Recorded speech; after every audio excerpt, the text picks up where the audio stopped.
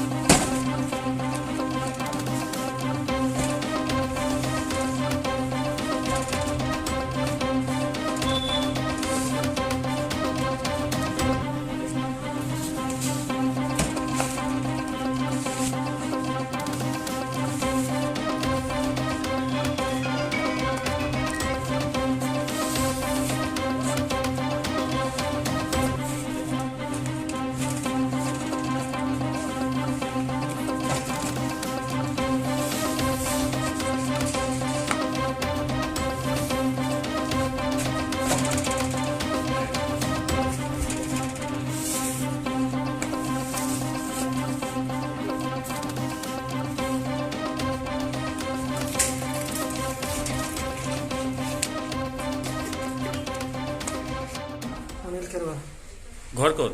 বাদাগাঁও কিষান বস্তি। গাঞ্জা বেপাৰ কৰি আছিলে? ছাৰ এনেকাই গাঞ্জা বুকি আহি আছে। বুকি আহি আছিলে? কাৰ হয় বস্তুটো? বস্তুটো বেলেগৰ হয়, বড়ো মানুহ। কিমান বিনিময় কিমান পাই আছিলা? মিনিমাম কিবা 230 পাই আছিলো আমি কেজিত।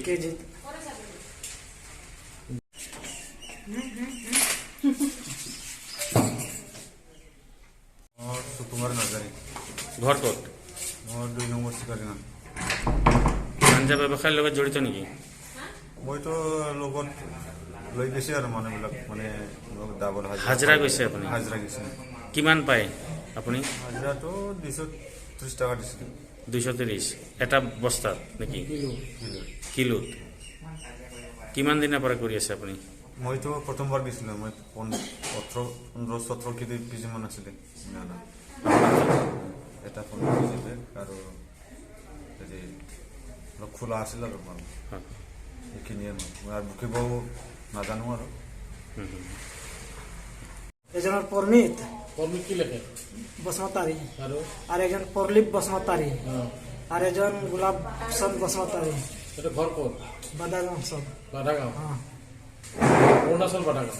অৰুণাচল বাদাগাঁও, উদালগুৰি। উদালগুৰি বাদাগাঁও। क्रिसमासनि बाम्पार अफार उदालगुरि नोगोरनि शंकरदेव मिशन हाई स्कुलनि साखाथियाव थानाय रेगे-रेगां दख'ना गलायाव लफाय, एफएनएफ, महर ब्रेन्ड, बिबार ब्रेन्ड, आर'नाइ ब्रेन्ड, जुरिफाट, माथानि बायदि बायदि रोखोमनि दख'ना, आर'नाइ ब्लाउज, फालि आरो बर'नि साबसिन हामसिन आगरनि जिफोरखौ हलसेल आरो रिटेल मोन्नैबो बेसेनाव बायनो हागोन। बेनि थाखाय नोंथाङा 7896313108 एबा 8471820909 जानबुं नाम्बाराव सुलाद लानो हागोन।